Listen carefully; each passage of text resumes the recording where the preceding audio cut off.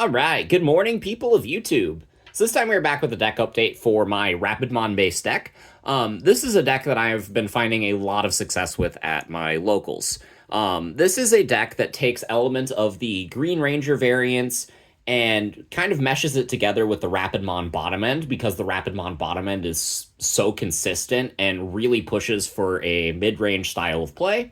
And then it uses the top end of Green Ranger, things like Medieval Gallant, Zephaga Ace, while still utilizing your Rapidmon pieces because you can still play Rapidmon X, Mega Gargo, and all of these really good cards, right? So this functions as a mid-range green toolbox that always aims to out-tempo your opponent, clear their board while providing steady security checks with hard-to-remove bodies, while also having access to a bunch of floodgate and a lot of memory manipulation. So this is a really cool deck. It's something that I really love playing, and some of the notable new tools that this deck has access to really excelled it to new heights. So in EX8, we got Medieval Gallant. That's when I first kind of updated profile for this style of list. And this card just is super good for this deck, right? It's green and it's two-colored, so it's searchable off the EX4 Terriermon, all of our green memory boosts, things like that, and we can Digivolve into it naturally. And this is a card that's so good that people are just hard slamming it in decks this doesn't belong in, right? Not only that, but we have a new ace that can go on top of it in the Zephaga Ace, so this is something that you could experiment with as well to give you access to bottom decking Digimon and getting extra swings with piercing and vortex and all that jazz. This card is just super good. But not only that, I think the most important piece, aside from Medieval Gallant, that this deck got is the new Chaosmon Valdur Arm from Special Release Booster 2.5. So something funny that this deck can do is naturally DNA into this card, which is really cool. But it also shuts off on play effects. So not only do you have the green floodgates like Terriermon and Pamu, you have another floodgate in Medieval Gallant. You can stun them with Mega Gargo, dissuade them from attacking with small bodies with Rapid X. But now you have Valdur Arm to put things like Royal Knights and the BT16 Wormmon in their place. And this deck just suddenly finds itself having answers to pretty much every problem deck in the meta. So I think Rapidmon is actually positioned to do well in a regional setting and possibly even higher or at higher tier tournaments than that. So I'm going to go card by card, my list, what the updates are. And if you guys like this kind of content, make sure you guys like and subscribe. Getting the eggs out of the way because we want to go top down for this deck profile. I got 4 copies of the Gummymon, which lets us draw extra pieces. If we have a Tamer, we're always going to have a Tamer. Our Terriermon plays them for super cheap. And then I have 1 copy of Minomon from BT16. I see some people playing the EX whatever Fluffymon that allows you to gain memory whenever you delete something. But that's only on your turn. This is all turns, and all of your cards are 2-colored green past level 4. Which means that if you're blocking with like a Rapidmon or Mega Gargo, or even give like something blocker with the Shoto and then delete it that way, then you're always gaining memory, no matter what the situation. So this card is really nice, and that kind of rounds out our eggs. So for the big boss monsters of the deck, I'm on 2 copies of Valdur Arm. I don't want to brick on this card, but this card is just super essential. We can hard evolve it over most of our pieces and shut them down. Partition is really cool whenever you have something like a Medieval Gallantmon in your sources. It's security attack up, gets you memory, suspends the board. Like, this card is just super fantastic. And it shuts a lot of tier 1 decks down this format. We're on 3 copies of Medieval Gallant. This is probably the best floodgate in green right now, aside from the Valdur Arm. And these 2 cards kind of go hand in hand at answering every problem that the Rapidmon deck kind of had in the past. And then I'm on just a single copy of Zephaga Ace. You could choose to include more of this card, but I would elect to play Mega Gargomon, and I feel like the Ace slots are kind of interchangeable between this and Mega Gargo. And I feel like Mega Gargo is more important because that card can blast off of your level 4s and then provide DNA fodder for Valdur Arm. But Zephaga Ace can go off of your only level 5 in the deck, but also your Medieval Gallant, so that's pretty cool. And not only that, but this card is just super tempo oriented. It gets rid of a bunch of things, like it swings twice, it's got piercing, vortex, blocker, like a bunch of keywords. This card is just really fantastic, and it's a really nice inclusion in a deck like this. For the rest of the level 6s, I'm on the 2 copies of Mega Gargo. Again, if I find myself removing the Zephagamon Ace, or there is one Tamer in the list that I'm not sure of, if I remove that card, Mega Gargomon instantly goes up to a 3 of. This is the card in the list that I want to bump up the most, because even though Purple Hybrid is out of the meta, this card is still fantastic into things like Chronicle, Red-Purple DNA, and just a bunch of things this format. So I really do like the Mega Gargo. And then I'm on 3 copies of Rapidmon X because this card is just fantastic. Blowing up boards, gaining memory back. There are really cool plays where you can swing Alliance with Medieval Gallant, with a starter deck Rapidmon with the EX4 Terrier under it, and then trigger that effect, go into a Rapidmon X for discounted because of the EX4 Terriermon's inheritable.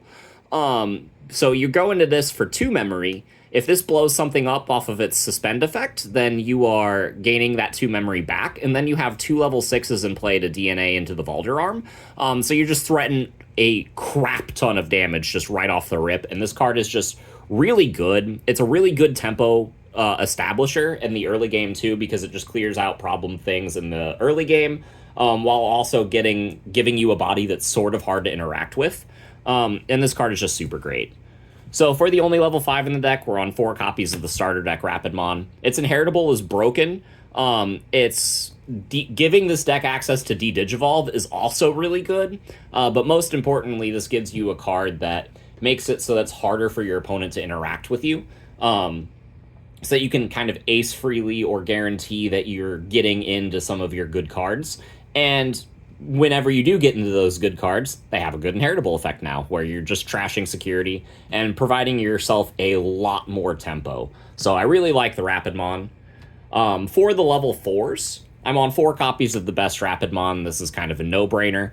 The ability to DP reduce things, and also all turns give yourself a DP buff whenever you're suspended as an inheritable, is really nice. Blocker is fantastic. This card is just really great. It's usually the card that I'm swinging with early to get my Gummymon draws, because this card swings into security pretty safely into a lot of matchups. And then I'm on 3 copies of the BT8 Rapidmon. I said this in a lot of my Rapidmon lists in the past. I don't believe that you need 4 of this card unless we are in a super go-wide meta, especially since the other Rapidmon is just objectively better in most situations, especially when pertaining to the early game, because this card does need Tamers to be established in order for it to do its thing. But in the late game, whenever you have a couple Tamers down and your opponent has a bunch of dudes that are threatening your dudes, and you need to break their board, you can suspend everything and then just kind of go ham on what they have. Especially since this card is reducing their DP, the Rapidmon X can reduce their DP further. It is really nice at breaking boards, and it is unfortunately our only other level 4 Rapidmon. So these are the ones that you're kind of required to play. Just 7 of them, because most of our level 6s are kind of just evolving off of these, but also giving us super value. Like, we can hard slam the level 5 Rapid, we can hard slam Medieval Gallant, so we don't really need to go up a chain as long as we're pushing tempo, and these cards are really great at pushing tempo. Speaking of pushing tempo, we have our rookies. We have 4 copies of Terriermon X. Being able to evolve into our best Rapidmon for, like, 2 memory is really good. It'll still reduce it to this one, but it'll be 3 regardless. So that's kind of fine. But having piercing on all of our Rapidmon or Gargomon name cards is fantastic. It allows us to swing in the early game while still pushing damage. So that way our boss monsters, whenever they do come down, have an easier time cleaning up the game. And so this card is just really great. I see a lot of lists not playing 4 copies of this card, and I disagree with that. I think this is the best Terriermon name card in the deck. We have 3 copies of the starter deck Terriermon to help us play our Tamers for cheaper. Four of this card kind of bricks. This is one of those cards that if you evolve it in the back, you will be dissuaded from evolving it in the back further. So having 3 is fine. You don't need to clump on this, especially since you want to make room for other pieces in the deck. Like the EX4 Terriermon, I'm playing 3 copies of this. I've already given one example of how this inheritable effect with the Alliance Chain can be really good, especially with the Vortex Warriors in this deck. But this card searches everything that's a level 4 and higher, which is fantastic. This is a prime scramble target along with this Terriermon, and then you just kind of evolve into this and then keep things going. This Terriermon is just super fantastic, and sometimes you just need to dig for pieces, and this card helps you do that. So we do have a couple more floodgates because that's kind of the theme of this deck. We have 2 copies of the Memory Blocker Terriermon because it's another Terriermon named Dude, and it's a good floodgate. And then we have 2 copies of the Pomumon. This card can just straight up win you games in some matchups. If you have this card, plus like the Memory Blocker or like a Medieval in your hand and like a bunch of things going your way, your opponent's going to have a really hard time playing the game just because you kind of control their actions. And the second they get something on the board that is even slightly unmanageable, your Rapidmon pieces can DP reduce it to oblivion. So I really like this card. This is a prime candidate to revive off of your scrambles. And it just helps us round out the control aspect of a mid-range deck. So speaking of scrambles, we have the options now. I'm on 3 green scrambles. So something that is a little bit of a downside is normally it's a little bit expensive to evolve into armor cards, typically, right? The Terriermon X makes it a little bit easier, but if you don't have that, scrambles are your best friend. Not only that, but this helps you go into the Rapidmon X off of the level 4 for cheaper. It helps you go into your 5s, your Medievals, even your Zephaga Ace. Even if you have to hard Evo into Valdur Arm, this card is going to make it better for you. And not only that, but getting these established means that whenever they do clear your bodies, let's say you didn't have Partition, then you can just kind of maintain tempo and keep things coming. Maybe get a search, maybe get a cheap Evo, maybe stick a Rapid X and make them cry a little. Not only that, but this card is also recycling our pieces back from the trash. Since this is such a toolbox-oriented deck, that is a very important effect for this deck. So I don't want to go any less than 3 of this card. We do have probably the best search in this deck. We have 4 copies of Green Memory Boost. Grabs us everything we need. I really like this card. It also helps us get a bunch of memory back whenever we're making burst turns, or whenever we need to just make a big Valdur push to go for game. So I really like this card, and it's something that you kind of want to see in your opening hand a lot of the time. And then one more search, we got 1 copy of Agility Training.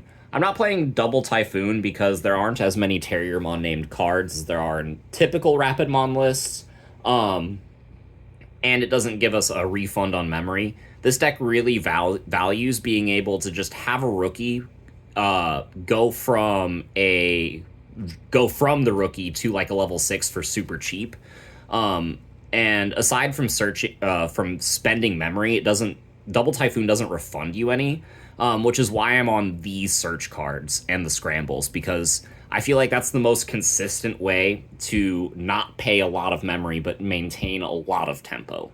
So that is it for the options. I'm also not playing Hidden Potential because I don't really feel like this deck needs it. Most of the time, you don't have 2 bodies in play unless you're winning, and a lot of the time, you want your dude that's you're evolving into to be unsuspended, so that you can get like a Vortex swing or the Rapid X pseudo blitz swing. And having your dude suspended doesn't help you with that. So I would much rather play cards that, like the Scramble, that make me go into my stack naturally for cheaper, but leave my body unsuspended so that I can make full value off of my plays. And then for the Tamers, I dropped it down to 1 Mimi because this card kept breaking in my hand. Even with the ability to play this card for cheaper, sometimes you don't have 2 memory to spend. It is much cheaper to find time to play one of your 3-cost Tamers. That being said, there are some matchups that you do want a memory setter, and there are a lot of matchups where accelerating the extra egg is very good for you, and Mimi is Mimi, so it finds room in this deck. We have one copy of Shoto. This card is really great.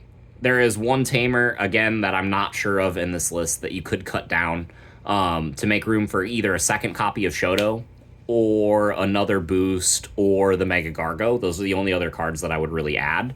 But Shoto is one of those cards that I'm considering bumping up because the extra memory at the start of your turn is really nice. And it does have some synergy with all of our Vortex Warriors, like the Medieval Gallant, and that's really nice.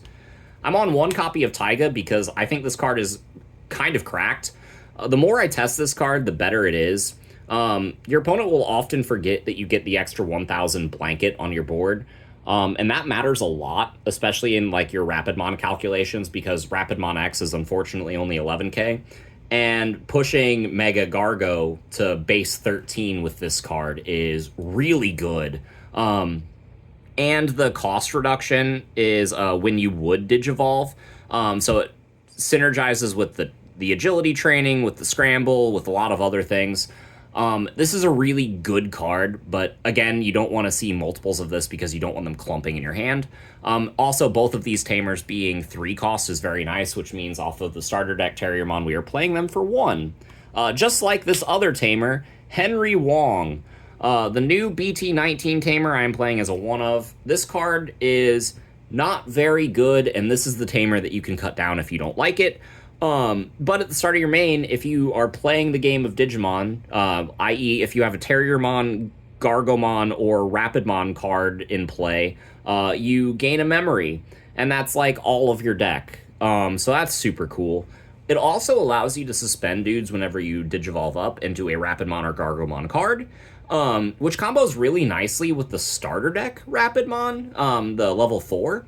Because you can evolve into that, suspend something, and then swing over it and give it -4, so that your level 4 Rapidmon can clear a lot of megas. So that's super fun. So this is a card that does have niche value. I'm continuing to test it.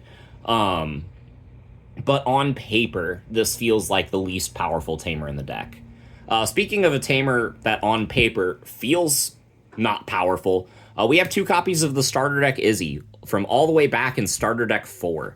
This card being a 2-cost Tamer is super key because Terriermon plays this card for free, and its effect triggers on your turn whenever your opponent's Digimon suspends. So if they block you, you can gain a memory by suspending this Tamer. If you drop a Medieval, you can gain a memory. If you go into the BT8 Rapidmon or Rapidmon X or Mega Gargo or Zephaga Ace, you gain a memory. So this is a free drop most of the time. Sometimes you'll use it to choke your opponent just because it is such a low-cost Tamer. And that's cool and all. But this card is just really nice, and there are a lot of situations where it comes up. Again, you don't want to brick on any of these. All of these Tamers are super good, but they have diminishing returns the more you play, which is why my Tamer lineup looks as spread out as it does. But yeah, that's the 50 cards in this list. Let me know what you guys think in the comments down below, and we will see you all in the next video. Bye, everyone.